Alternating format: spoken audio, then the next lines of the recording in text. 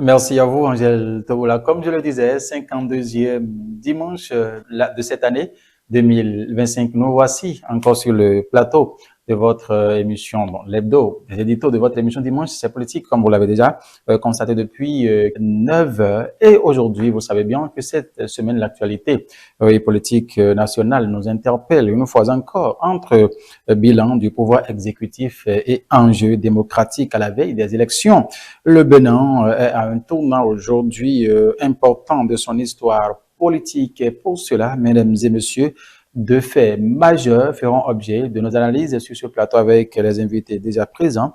Ici, ce dimanche 28 décembre 2025, dixième et dernier discours du chef de l'État, le président Patrice Talon, le 23 décembre dernier. Nous l'avons suivi avec nos invités sur ce plateau. On reviendra justement sur le contenu de ce message du chef de l'État, le président Patrice Talon, pour la dernière fois depuis qu'il a accédé au pouvoir, oui, en République du Bénin. Sur ce plateau, mesdames et messieurs, on parlera, oui, du lancement de la campagne électorale, ça veut bien couplé, communale, législative prévue pour le mois de janvier 2026. Depuis vendredi dernier, les partis politiques ont démarré donc leur lutte de sensibilisation sur le terrain. Et pour aborder ces deux sujets sur ce plateau ce dimanche, mesdames et messieurs, nous avons l'honneur de recevoir pour vous Modeste Dossou. Modeste Dossou, il est le directeur de l'information de B-News, B24 News, autant pour nous. Il est déjà là avec nous. Modeste Dossou, bonjour à vous. Bonjour Mathieu, bonjour chers confrères et bonjour téléspectateurs. Merci d'avoir accepté cette invitation. C'est moi. Super. Mesdames et messieurs, ce n'est pas fini. Martial Satillon de Radio Univers sur ce plateau avec nous. Bonjour à vous, doyen. Bonjour Mathieu. Bonjour aux téléspectateurs et merci de m'inviter à nouveau. C'est un plaisir d'être là pour parler d'actualité. Le plaisir est partagé avec vous sur ce plateau, mesdames et messieurs. Kamaroudine Arepa, c'est lui, le directeur de publication du quotidien Le Révélateur du jour. Il est aussi sur ce plateau avec nous. Kamaroudine Arepa, bonjour. Bonjour, chers collègues et amis Mathieu. Bonjour, chers téléspectateurs. C'est un plaisir de retrouver le studio de télé après quelques mois d'absence. Ça fait vraiment plaisir de vous retrouver. Effectivement, comme vous l'avez constaté, mesdames et messieurs, je le disais, c'est donc le dernier plateau de votre émission Hebdo. Pour le compte de cette année 2025, nous sommes là. Et c'est justement ce qui marque l'actualité qui fera objet de nos échanges, comme je vous l'avais déjà annoncé. Vous le savez bien, d'autant plus que moi, comme je l'avais déjà dit tout à l'heure, le président Patrice Talon, le mardi 23 décembre 2025, a prononcé son dernier discours sur l'état de la nation face à la représentation nationale à l'hémicycle à Porto Novo. Sur cela, nous allons discuter ici sur le plateau avec nos invités.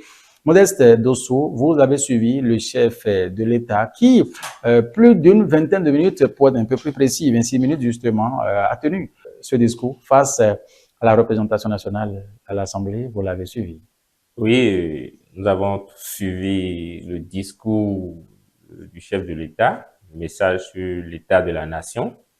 Et j'ai retenu deux aspects, un aspect de forme et un autre de fond. Dans la forme, on se rend compte que Patrice Talon n'est pas venu faire un bilan, n'est pas venu présenter un bilan de tout ce qu'il a fait en vrai. Il est plutôt venu faire ses adieux. Il est plutôt venu faire ses adieux. On a vu l'émotion qui a tourné autour. Après, il a aussi, on sent qu'il a déjà fait lui-même son bilan. En son fort intérieur, il s'est assis sur moi, il a vu tout ce qui s'est passé, tout ce qu'il a fait. Il est venu évoquer les imperfections, toute œuvre même n'étant pas parfaite, il fallait quand même corriger certaines choses. Il a aussi, il a rassuré le peuple que il n'a pas regretté ce qu'il a fait et il a exprimé sa fierté d'avoir fait en sorte que le Bénin aille de l'avant, un peu de l'avant et soit sur de bonnes bases. Je pense que c'est ce qu'il a commencé à présenter dans la forme. Dans le fond, moi, je retiens de tout ce qu'il a dit. Après, je retiens plus une partie de la fin où il parle de démocratie de développement. Et c'est ce que je retiens surtout. Et c'est ce qui justifie et la manière dont les réformes ont été faites, la manière assez rigoureuse et assez dure des réformes qui ont été mises en place pour que le Bénin puisse aujourd'hui rendre fiers les Béninois, même s'il y a eu quelques frustrations. Donc, il a parlé de démocratie de développement. Cela suppose que on a adapté la démocratie aux réalités béninoises. Il a su faire en sorte que, c'est vrai, c'est dur, c'est dur. Il y a aussi des ratés dedans, mais on peut comprendre que on ne peut plus transposer la démocratie à l'occidentale à un pays comme le Bénin qui est en train de se construire. Donc, c'est ce que je retiens plutôt, la démocratie de développement. Merci à vous. Alors, nous allons revenir à vous sur ce plateau, Martial Satillon. Vous avez suivi le chef de l'État, oui, à l'écouter tout de suite là. Quelles a été en tout cas vos toutes premières impressions?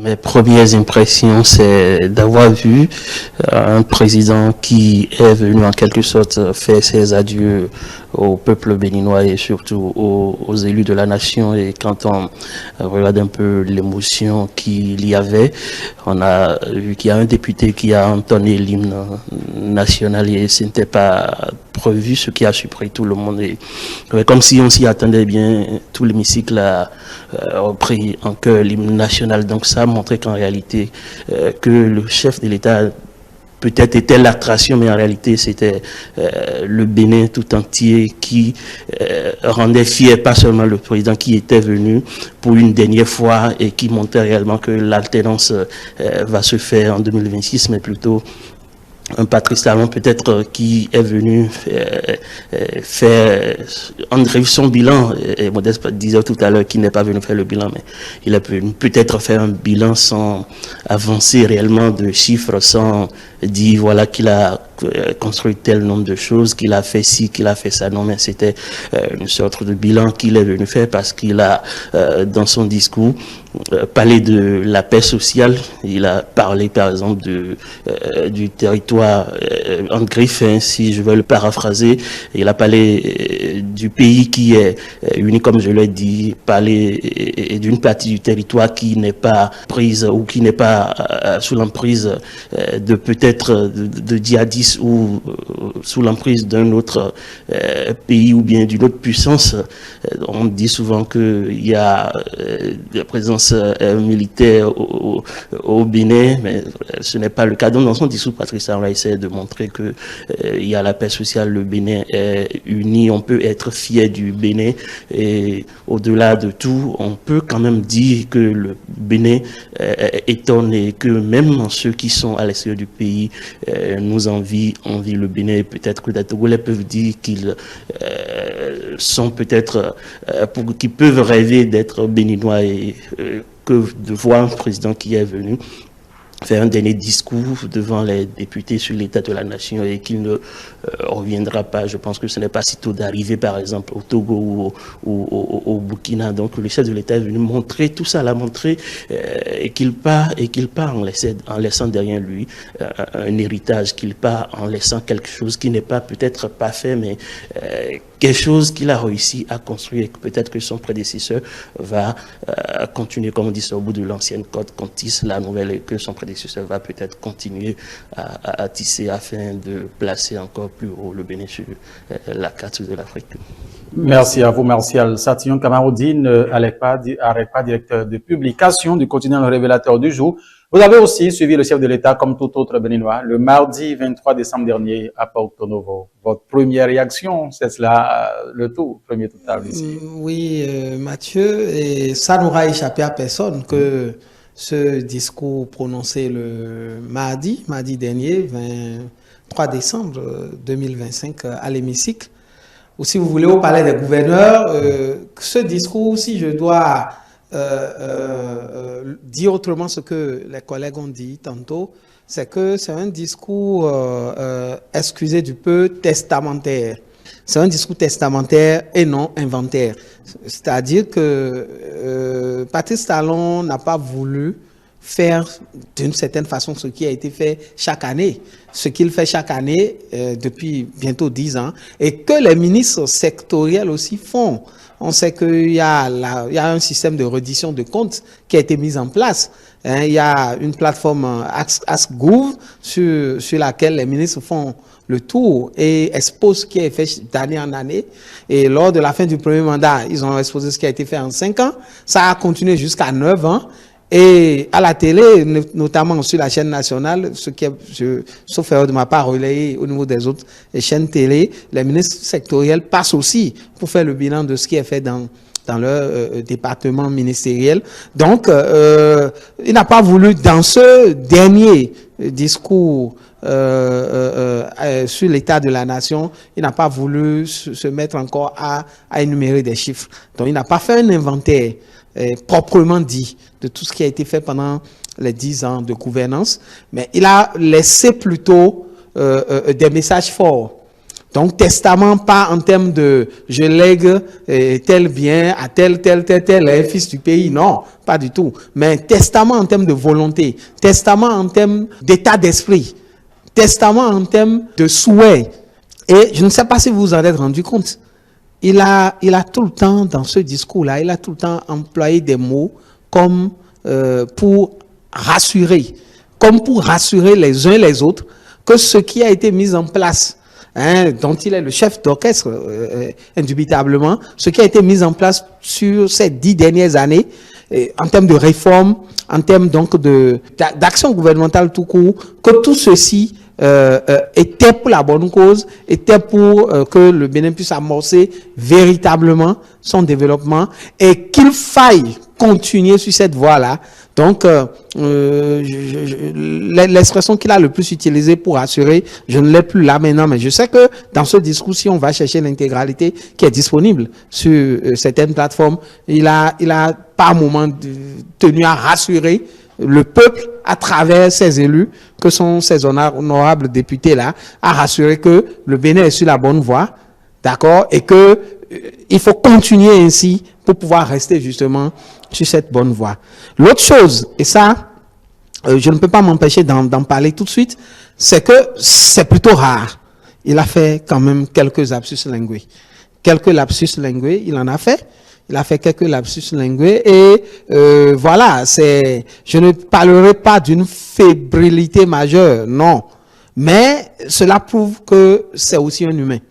Parce que ce souci de, quelque part, vous l'entendez dire, est-ce qu'on est obligé de faire comme les autres? Est-ce que le Bénin ressemble à un autre pays sur la planète pour être obligé de faire les choses exactement comme les autres? Ça là, et c'est lapsus lingué qu'il y a eu, c'est le signe quand même que, au-delà quand même de ce leader charismatique qu'il est, qu'on le veuille ou non, d'accord, de ce développeur qu'il a incarné pendant ces 10 ans, au-delà donc de tout ce qu'il a voulu léguer comme mode de pensée, mode d'action, au-delà de tout, il y a quand même que les derniers événements qui ont eu lieu dans le sillage du 7 décembre ont quand même laissé, comme il l'a dit lorsqu'il était face aux professionnels des médias, ont laissé quand même une certaine... ont laissé, voilà. Et je pense que c'est aussi par rapport à ça que il a tenu à faire je pense, nous, au niveau du quotidien Le Révélateur du jour, nous avons titré au lendemain de ce discours Patrice Talon entre fierté de tout ce qu'il a fait donc, d'accord, et assurance pour l'avenir. Donc, s'il a tenu à donner autant d'assurance et même de réassurance au peuple à travers les élus, c'est parce qu'il ne voudrait pas que le peuple ait peur. Ait peur que le chemin qui est en train d'être pris, que c'est un chemin qui va susciter peut-être encore des secousses comme ce qui s'est passé le 7 décembre. Donc voilà, de façon ramassée, c'est ce que je peux dire d'abord. Ce que vous allez dire d'abord, ça c'est d'entrée, parce que nous allons entrer dans le vif, du débat. Sur ce plateau, ici aujourd'hui, nous allons retourner à vous. Monsieur Modeste Dosso, sur ce plateau, le chef de l'État, dans son discours, a quand même, tel que l'a rappelé Monsieur Kamarodine sur ce plateau tout à l'heure, des aspects clés en tout cas. Nous allons vous demander, quels sont les temps forts, quels sont pour vous les messages clés, de ce discours du chef de l'État qui, peut-être retiennent votre attention à vous autres. Oui, je reviens toujours sur ce message-là qu'il est en train de donner. Déjà, le président a rassuré hein, que tout se passera bien. Il a parlé des élections qui auront lieu dans la paix. Il n'a pas dit, j'espère que, je souhaite que, non, il a dit, il a assuré, affirmé que tout se passera bien. Et voilà, c'est une façon de montrer au peuple, de dire au peuple et à tous les politiques que ne vous en faites pas. Ce qui s'est passé, ça ne change à rien. Ce qui s'est passé le 7 décembre, quoi. Ça ne change en rien les habitudes, les comportements. Et c'est une façon de dire aussi que ce n'est pas ce que nous faisons qui a été la conséquence voilà, qui a occasionné cela. Mais je pense que le président Patrice Talon a tenu déjà à rassurer, a fait ses adieux déjà à rassurer et aussi à assurer. Après avoir rassuré le peuple, à assurer le peuple que l'avenir reste possible si nous continuons sur cette lancée. C'est vrai, il y a quelques ratés ou quelques zones d'ombre, mais c'est un humain. C'est tout à fait normal que dans sa gestion, qu'il y ait des erreurs. Après, pour quelqu'un qui veut développer, pour quelqu'un qui veut changer des habitudes que nous avons prises durant pratiquement 50 ans, 55 ans, je pense que pour changer ce genre d'habitude, il faut vraiment faire des réformes, comme il a dit, audacieuses. Il a osé faire ces réformes, il a osé, je pense qu'il avait même dit depuis le début, hein, qu'il accepte d'être impopulaire pour travailler pour le pays. Il a travaillé pour le pays. On va remarquer aussi que Patrice Talon n'était pas spécifiquement dans ses propos et dans son aspect physique, ne pensait pas vraiment qu'il a fait quelque chose d'extraordinaire. Non, c'est juste qu'il a fait ce qu'il doit faire. Et il l'a fait de façon, en suivant sa logique, ce qu'il voulait faire en tant que chef de l'État. Il l'a fait, quel que soit ce qui s'est passé. Il n'a pas suivi les appels par-ci par-là. Il n'a pas fait trop de concessions. Parce que je pense que le président Boni Yayi, c'est un peu ça qui a entaché sa gestion. Quand les gens disent Boni Yayi a fait ci, a fait ça, mais il avait aussi peut-être de l'ambition. Sauf que dans sa gestion, Boni Yayi a fait beaucoup de concessions qui, entre-temps, ne lui ont pas permis après de réaliser ses objectifs et tout. Donc, Patrice Talon a tenu dur. Et je pense que les Béninois, pour la plupart du temps, avant Talon, on disait dans un langage familier ou tout ça, ce pays a besoin d'un militaire parce que enfant on dit mais non c'est tout noir. Donc c'est un peu ça. Cette rigueur qu'on réclamait, on n'était pas prêt en fait pour subir cela. Voilà. C'est ça qui a créé toutes ces frustrations et tout ça. C'est vrai, tout le monde est frustré, même la presse est frustrée, et tout le monde est. Je suis frustré, mais en même temps, quand on voit ce qui a été fait, il faut être quand même fier. Hein? Il faut reconnaître que un travail a été fait, même si ça frustre, ça fait mal. On s'est sacrifié et il faut quand même quelqu'un pour se sacrifier pour que une génération puisse en bénéficier, parce que d'autres se sont sacrifiés pour que nous on a bénéficié par exemple de la démocratie. Donc voilà quoi. Je pense que nous aussi on se sacrifie, on sacrifie une partie de notre temps pour que la génération à venir ou pour que nous-mêmes éventuellement hein, puissions bénéficier d'un pays prospère économiquement, prospère en termes de stabilité et un pays où tout le monde, où il fait bon vivre, où tout le monde veut venir. Là, on peut être fier. Hein. Je pense que c'est des bases qui ont été jetées. Et si ça continue comme ça, enfin, si ça continue en matière de développement, hein, on espère que socialement et sur le plan, sur d'autres plans, ça va un peu, par exemple, sur le plan des médias, je pense que le reste, ça, on peut continuer avec. Merci beaucoup à vous, Kamaruddin Arepa, le chef de l'État. C'est les parties clés qui auraient retenu votre attention. C'est cela, on voudrait vous demander aussi sur ce plateau. Bon, la première chose que je dirais, c'est que, vous savez, le putsch manqué du 7 décembre, il a, à part l'intervention, in situ, je dirais, c'est-à-dire le soir même du 7 décembre, depuis la présidence, à travers les ondes de la télévision nationale. Après ça, il a rencontré les hommes des médias nationaux comme internationaux. Et à chacune de ces deux occasions, il n'a pas voulu, je le dirais comme ça, lorgner du côté de ceux qui sont entre griffes indexés comme étant peut-être soit commanditaire ou facilitateur de cette tentative de putsch. Alors, la différence par rapport au message devant les députés, message à la nation sur l'état de la nation, c'est que là, il l'a dit formellement. Même s'il n'a pas cité des noms et des prénoms, mais il l'a dit, et ça c'est marquant parce qu'il a parlé de, comme le disait le collègue tout à l'heure, que ce n'est pas les réformes, la rigueur, la dureté de ces réformes-là, que ce n'est pas ça qui, en tout cas pour lui. Et c'est pourquoi d'ailleurs, quand la collègue, celle qui travaille pour France 24 ici, lui demandait s'il faisait une lecture politique, tu putsch, il a dit qu'il n'en a aucune lecture politique, que pour lui c'est une lecture sociologique. Alors, il explique donc cela davantage cette fois-ci dans son message à la nation en disant donc que ce n'est pas les réformes politiques et autres qui sont à la base de ce coup d'État manqué, mais que c'est plutôt la réussite justement, les conséquences, l'impact positif de ces réformes ayant induit donc un développement majeur, significatif, et que c'est la jalousie que cela a suscité, qui fait donc que des compatriotes qui ont perdu aussi des privilèges du passé ont voulu faire ce putsch-là et qu'ils ont été épaulés par des acteurs responsables politiques, militaires étrangers. Donc là, il reste seulement à mettre les noms et prénoms. Sinon, voilà, là, il le dit formellement. Lesquels responsables politiques militaires étrangers, au moins l'un d'eux a quand même eu, déjà il y a quelques jours après le putsch, à se prononcer plus ou moins sur le dit putsch. Et là, pour moi, Patrice Talon avait choisi peut-être de ne pas rentrer dans ce jeu-là, mais lors du message à la nation, il a fait. Ça, c'est fort. Deuxième chose qui me marque, moi, c'est lorsqu'il parle de diriger le Bénin ne doit plus être un droit, mais plutôt un devoir. Vous voyez, ne doit plus être un droit, mais plutôt un devoir. Et il insiste sur la compétence, qu'il faut pouvoir être compétent et non être un harangueur.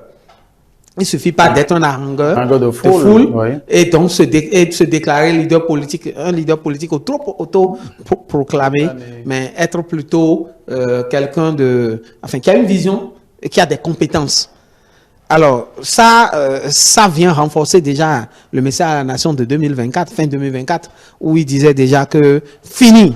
Vous vous rappelez, il y avait eu un ton martial dans le discours de 2024 où il est revenu plusieurs fois sur fini. C'est-à-dire fini l'époque de ce passé honteux, entre griffes. Donc, ça, c'est des phrases et choc parce que l'idée, c'est quoi? Et je parlais donc de mode de pensée.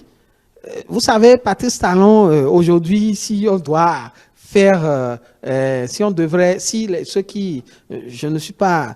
n'ai pas vocation à le faire, mais il y en a qui quand même, les politologues et ceux qui seront tentés de faire des essais politiques sur les différents présidents qui se sont succédés à la tête du Bénin, et on dira que Patrice Talon, pour ma part, n'est pas forcément le plus nanti en termes de diplôme. Il n'est pas le plus capé, d'accord? Mais voilà quelqu'un qui est venu quand même poser, un peu comme un certain, j'espère que je ne dis pas des bêtises, je ne veux pas parler de l'actuel président chinois, parce que je ne pense pas qu'il soit à la base de la révolution que la Chine a connue. C'est plutôt Mao Tse-tung. Donc Patrice Talon, pour le Bénin, comme Mao Tse-tung. Hein, d'accord? On peut ne pas épouser l'idée. D'accord? Mais il a osé quand même s'inscrire dans ce sillage-là. On peut ne pas être d'accord avec tout ce qu'il a comme mode de pensée, mode d'action politique et tout, d'accord? Mais il a osé quand même afficher un mode de pensée, un mode d'action politique, et il tient à ce que le pays reste dans ce sillage-là. Après, pour moi, c'est le peuple qui décide. D'accord? C'est le peuple qui décide. Si le peuple, lors des prochaines élections, décide donc de suivre le mouvement, d'accompagner cela davantage, ça va se faire. D'accord? Là, on saura que le peuple aussi s'inscrit, adhère totalement à cela. Et c'est en cela que on ne saurait l'occulter. Il aurait été intéressant quand même que toutes les voix politiques puissent être présentes aux différentes élections. Bon, ce n'est pas le cas pour les présidentielles, mais bon, après le septennat qui va certainement se mettre en place, on verra bien ce qui se passe après. Merci à vous, Kamaroudine Arekpa, du quotidien Le Révélateur du jour. Martial Sati, on va revenir à vous, le chef de l'État. Oui, dans ce discours, face à la représentation nationale, il a se prononcer sur des questions. On aimerait, est-ce qu'il y a également eu des partis, aussi d'autres partis clés qui ont retenu votre attention? Oui, évidemment, il a parlé de miracle et le miracle dont il parle, ce n'est pas miracle en termes d'infrastructure, ce n'est pas miracle en parlant voilà de la beauté quand on regarde désormais Cotonou, quand on regarde Cotonou vue du ciel, ou si vous voulez miracle en termes de niveau de développement ou en termes de ce que vous voulez, mais c'est plutôt miracle en ce sens que la mentalité du Béninois est en train de changer. Et il a aussi parlé de démocratie. Il dit qu'on n'a pas embrassé, qu'on a embrassé la démocratie et que cette démocratie n'est pas arrivée à fabriquer des dirigeants vertueux, ce qui veut dire que malgré que nous sommes sur la voie de la démocratie, eh bien, il y a des dirigeants, peu importe le niveau auquel ce politicien officie, hein, donc on n'est pas arrivé à former des dirigeants vertueux, donc il fallait insuffler un nouveau dynamisme, il fallait insuffler de nouveaux souffles, et c'est ce qu'il a fait, et c'est pour ça que je disais tout à l'heure qu'il faisait en réalité un bilan sans avancer, voilà, qui ne disait pas son nom, parce qu'il a expliqué, il a essayé d'expliquer dans son discours là pourquoi il a voulu faire les choses de cette façon, pourquoi il a voulu désormais que les politiciens soient vertueux, que les Béninois puissent changer de mentalité, que le Béninois ne soit plus celui-là qui, quand il va avoir une passeur de pouvoir, puisse se dire, bon, je ne vais pas forcément rendre compte, donc il faudrait que je puisse dilapider les ressources de l'État. Désormais, le Béninois n'a plus cette mentalité. Désormais, le Béninois sait que la chose publique doit être respectée, et c'est ça là que Patrice Talon a voulu faire remarquer dans son discours. Vous savez que notre démocratie, peut-être, elle est assez particulière, mais on n'a pas forcément besoin d'aller copier le modèle chinois ou bien le modèle français ou américain, même si nos constitutions sont un peu calquées sur le modèle français, mais aujourd'hui, regardez ce que Emmanuel Macron vit comme moment dans ces derniers mois qui lui reste à vivre à la tête de l'État français. Mathilde Panot, qui est la chef de député à l'Assemblée nationale française, qui demande à Emmanuel Macron de démissionner. Regardez Jean-Luc Mélenchon de la France Insoumise, qui, à chaque fois quand il prend la parole, n'essaie pas de clouer et n'essaie pas de vitrioler tout ce que Emmanuel Macron fait, mais pourtant la démocratie en marche en France. Donc peu importe ce qu'on va dire sur ce que Patrice Talon aura fait ou a fait, il a fait en âme et conscience, en sachant qu'il est en train de mettre le Bénin sur de bons rails. Vous avez dit tout à l'heure, oui, que oui, il s'agissait bien évidemment d'un bilan seulement qu'il a manqué. Est-ce que vous avez comme impression que oui, en termes de bilan, ce discours du chef de l'État a répondu aux attentes des populations après 2 mandats? Est-ce que nous sommes là parce que Patrice Talon est venu faire un discours d'adieu? Non, il aura encore des discours à faire, il aura encore à se prononcer sur, bon, pas forcément l'État de la nation, mais il aura à s'adresser à la nation par peut-être d'autres canaux, pas forcément, voilà, pas forcément. Pas en tant que chef de l'État. Voilà, forcément. Pas en tant que chef de l'État, mais il va le faire, que ce soit face peut-être prochainement aux journalistes, ou bien que ce soit oui, dans le journal télévisé, ou que ce soit par autre moyen. En sa qualité d'ancien président, naturellement. Bon, pas forcément que sa qualité d'ancien président, mais ce qui est sûr, il le fera, et peut-être va faire son discours et essayer, voilà, de dire aux Béninois ce qui a marché, ce qui n'a pas marché. Il le fera sûrement avec les chiffres. Il n'a pas fait avec les chiffres, comme je l'ai dit. Eh bien, moi, je pense que le président Patrice Talon me satisfait. Personnellement, il me satisfait parce qu'il a réussi à faire changer le Béninois, et il a réussi à quand même amener un certain nombre de pays à respecter désormais le le Bénin, et quand on parle du Bénin à l'extérieur, on sait qu'on a désormais un pays qui est sur la voie du développement, un pays qui a entamé, qui a amorcé son développement, pas en faisant beaucoup de tapage, mais en essayant, voilà, de poser les choses jalon après jalon, jalon après jalon.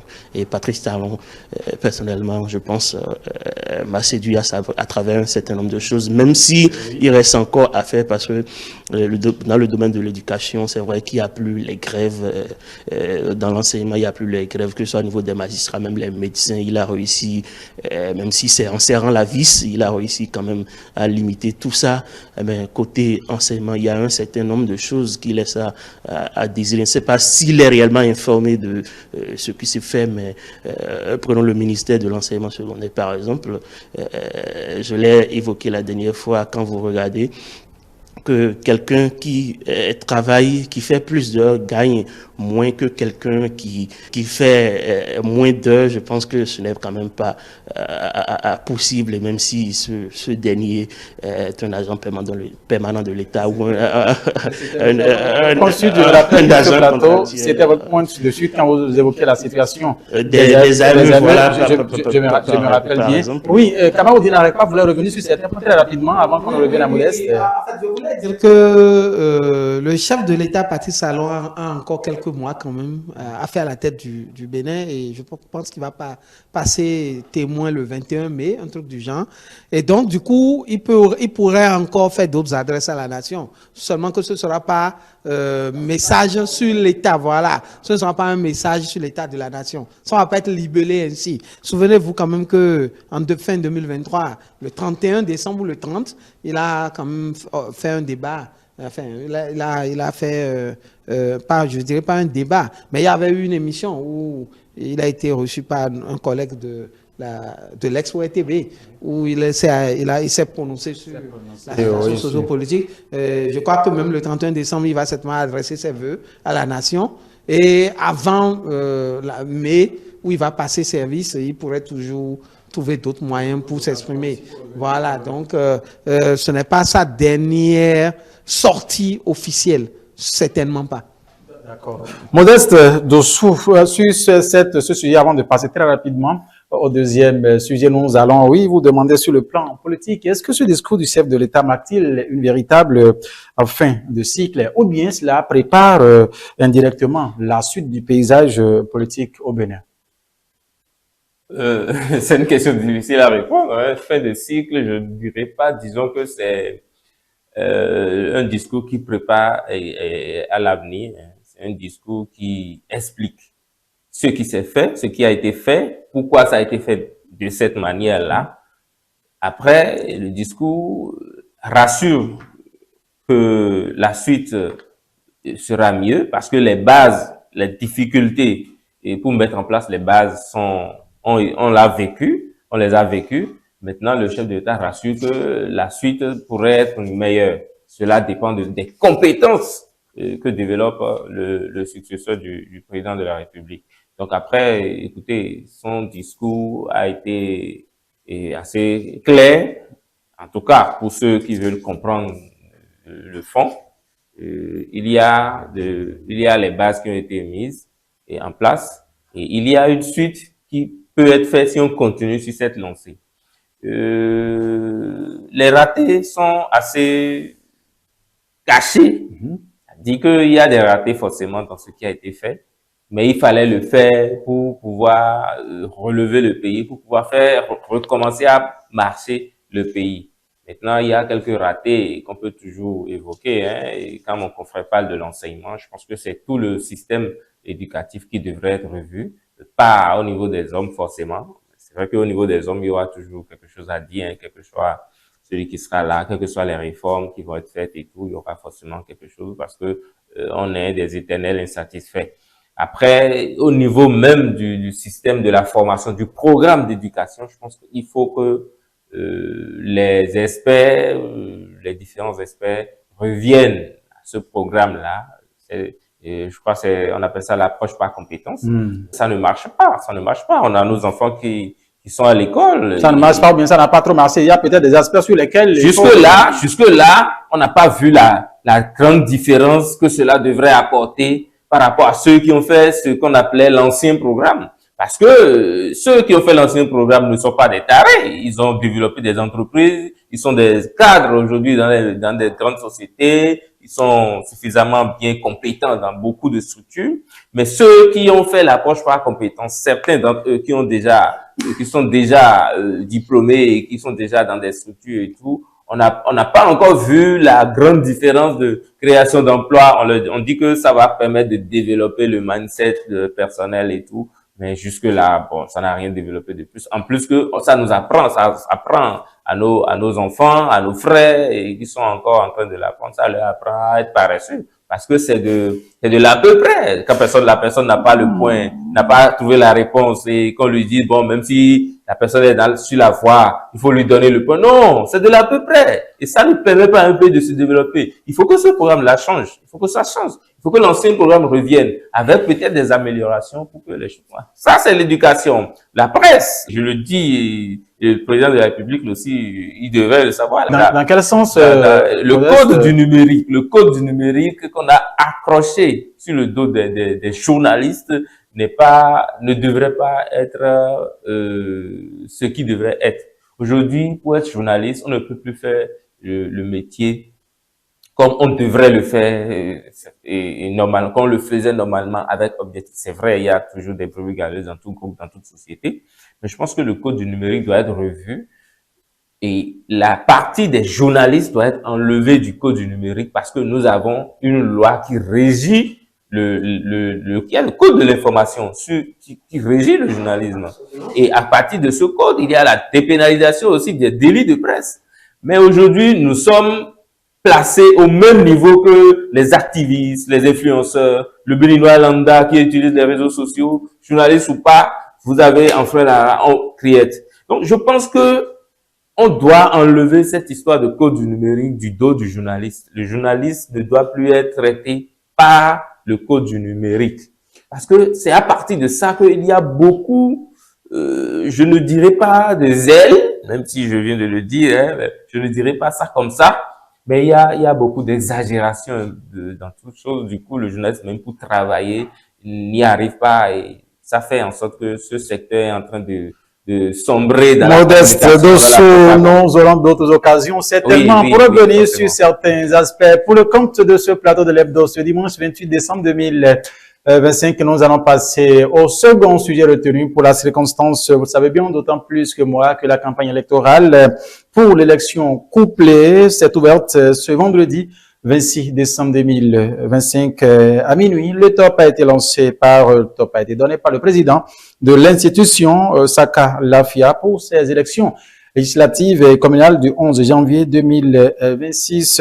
Mesdames et messieurs, vous ne restez pas sans savoir que nous sommes aujourd'hui dans un contexte un peu sensible. Et la question qu'on se pose ici est de savoir, si c'est la démocratie béninoise qui reste aussi inébranlable, la question, nous allons l'aborder ici. On va commencer par vous, Kamaroudine Arepa, le maintien du calendrier électoral malgré cette attaque. Est-ce que c'est un signal fort démocratique, un signal de force démocratique justement au Bénin, ou bien c'est un pari risqué? Non, je pense que c'est tout sauf un pari risqué. Écoutez, nous ne sommes pas en Ukraine, nous ne sommes pas au Soudan, fort heureusement, où là j'ai cité des pays où la situation est telle que organiser des élections paraît irréaliste.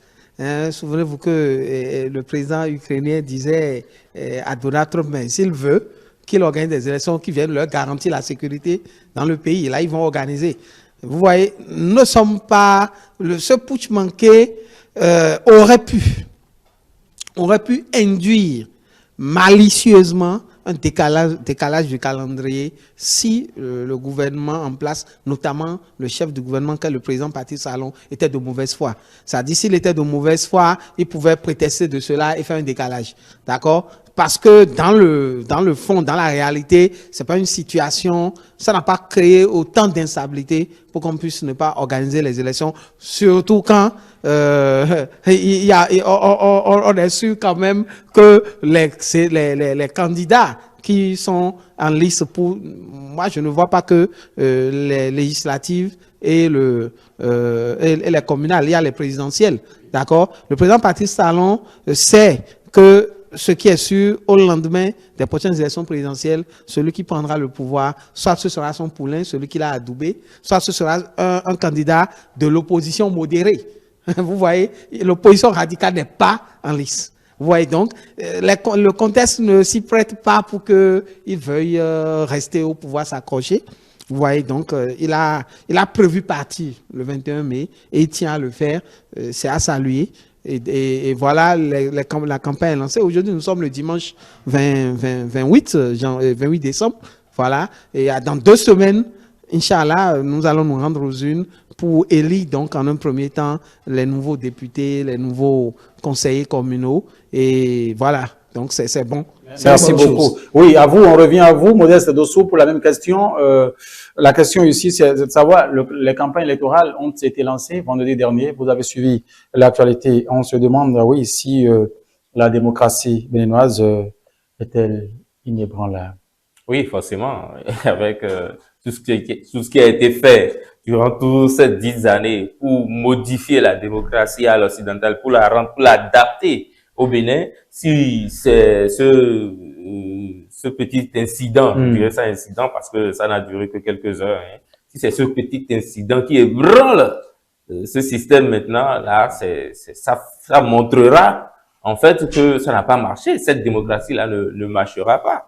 Parce que ça ne devrait pas être ça qui va ébranler cette démocratie qu'on a pris le temps de mettre en place, quitte à être impopulaire, le méchant des services pour mettre ça en place et que un petit incident vienne et ça ébranle tout, ça aurait été vraiment catastrophique et ça aurait peut-être donné raison, hein, si on avait même décalé d'un seul jour les élections. Ça aurait donné raison à cette opposition, comme le dit mon confrère, cette opposition radicale qui estimait que tout ce qui est fait est mauvais et que tout est à refaire. Quand j'entends certains membres de l'opposition qui disent que tout est à refaire, ça laisse à penser à beaucoup de choses, ce qui aurait été fait du Bénin si entre-temps ce système revenait. Après, parlons de la démocratie béninoise.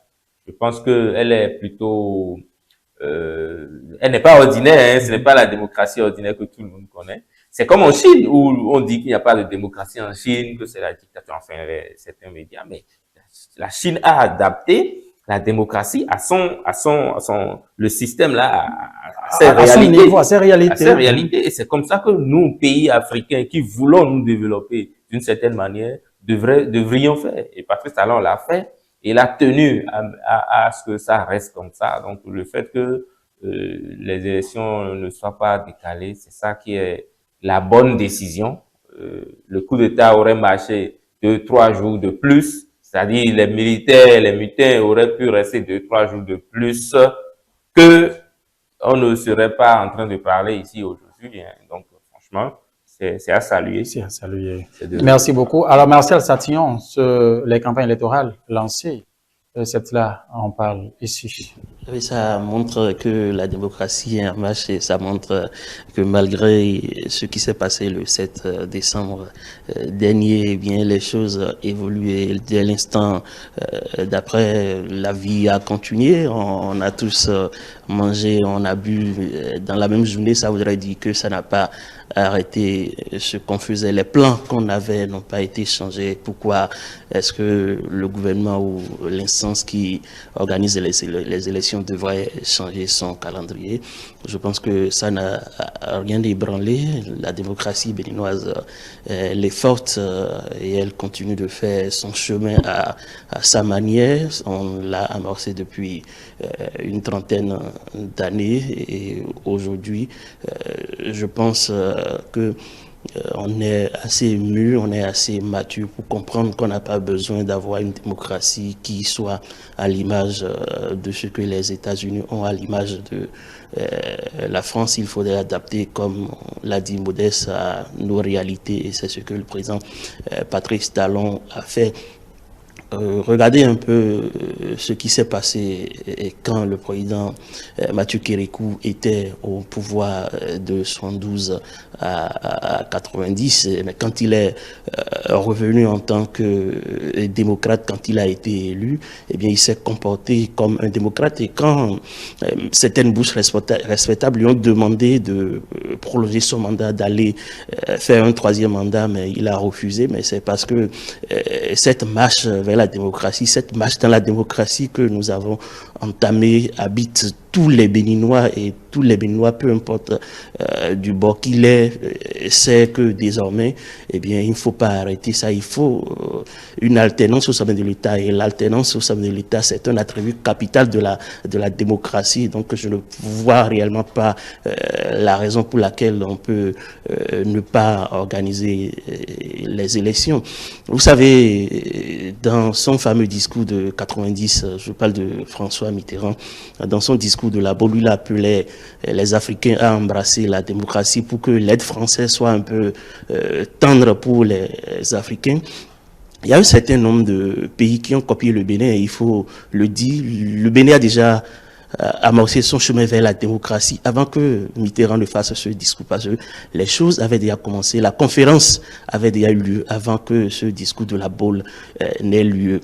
Et ça voudrait dire que le Bénin a déjà commencé sa marche vers la démocratie avant que Mitterrand ne fasse appel aux Africains pour embrasser la démocratie. Ça voudrait dire qu'on a déjà commencé depuis fort longtemps. C'est pour cela que malgré les pays comme le Togo qui sont revenus à la démocratie, malgré les pays comme le Niger qui ont embrassé la démocratie, ils n'ont pas pu continuer. Regardez le Niger.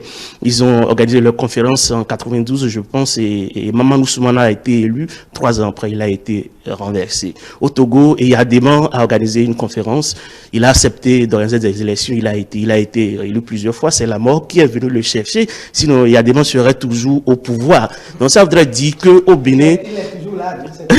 Non, c'est son enfant qui est là. Ce n'est plus lui-même qui est là. Donc, ça voudrait dire qu'au Bénin, on a une culture démocratique. On est jaloux de notre démocratie. On ne voudrait pas que ça soit ébranlé. C'est pour cela qu'on doit aller vers les élections. C'est pour cela que le calendrier qui est établi doit être respecté. Donc, ça montre réellement qu'on a mûri. Ça montre réellement que notre démocratie est en marche et que rien ne peut l'arrêter, peu importe que ce soit un coup manqué ou pas. Merci beaucoup à vous. Puisque nous sommes à la fin du temps qui nous est imparti ici aujourd'hui, cette question pour faire une dernière question pour faire le tour.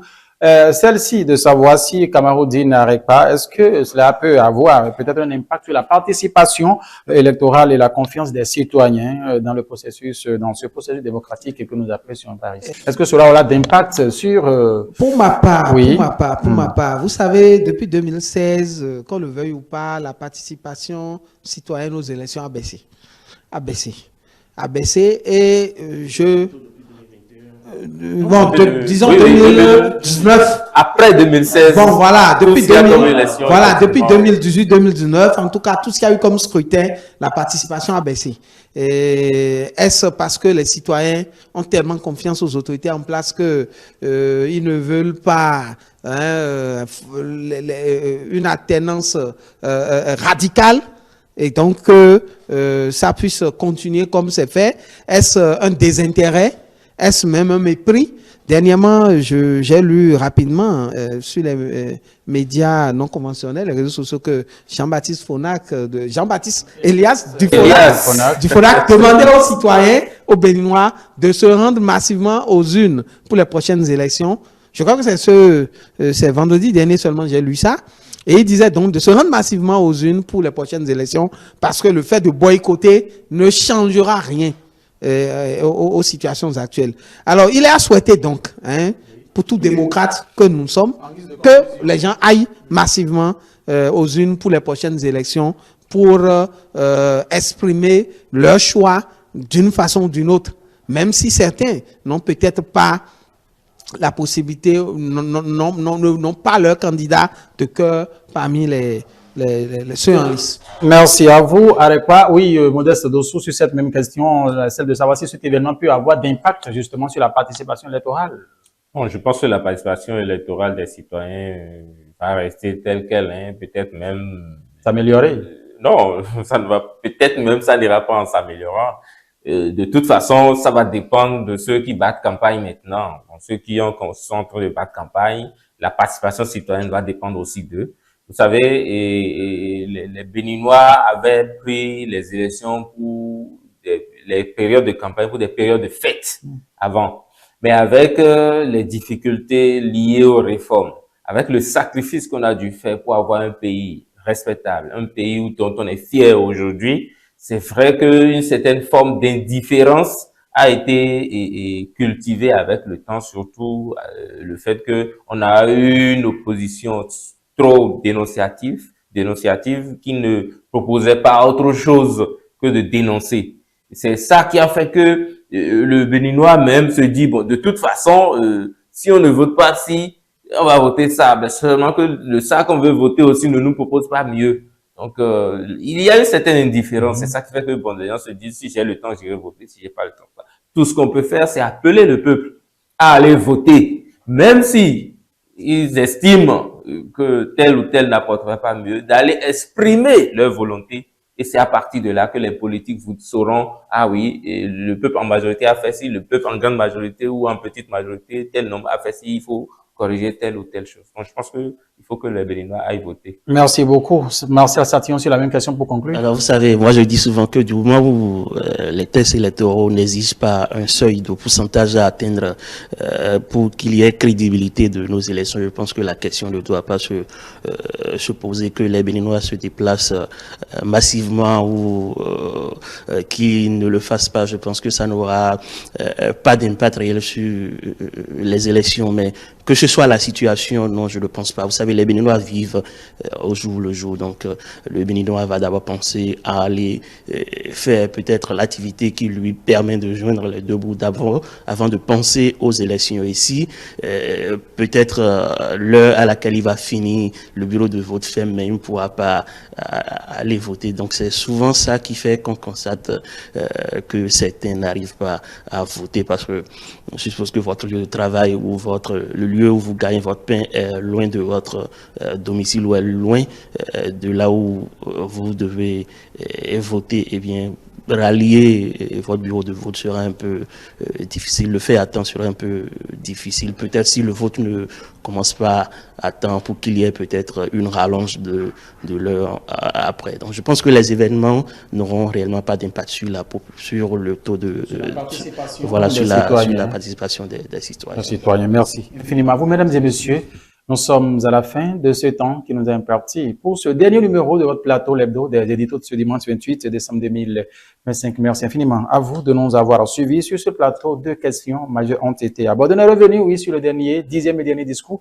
du chef de l'État, le président Patrice Talon, le 23 décembre dernier, face à la représentation nationale. Vous avez suivi les temps forts qui ont marqué ce discours avec nos invités en plateau. Ajouté à cela, on a parlé, oui, du lancement de la campagne électorale pour les élections couplées du janvier 2026. Ici, nos analystes sur ce plateau, nos auditoristes, bien évidemment, Modeste Dossou, directeur de l'information de B24 News, a apporté en tout cas ses éclaircissements sur la question. Martial Satillon de Radio Univers, lui aussi n'a pas manqué d'apporter en tout cas sa contribution au débat sur ce plateau ce dimanche. Merci à chacun de vous. Et enfin, Kamaroudine Arekpa, directeur de publication du quotidien Le Révélateur du jour, sont donc nos invités de ce jour. L'hebdo des éditos vous retrouve une fois encore, mais prochainement en 2026. Sinon, l'année prochaine. Merci de maintenir votre position d'écoute, sans oublier que nous restons disponibles sur l'ensemble de nos plateformes digitales, notre site internet reste www.telebenen.com, la chaîne YouTube c'est Télé Bénin, la page Facebook Télé en direct, le compte X Télé en live, l'application iOS et Android vous permet aussi de nous suivre partout où vous êtes sur la planète. Télé avec vous, pour vous, Dimanche politique se poursuit en Toboula. Vous avez l'antenne pour la suite.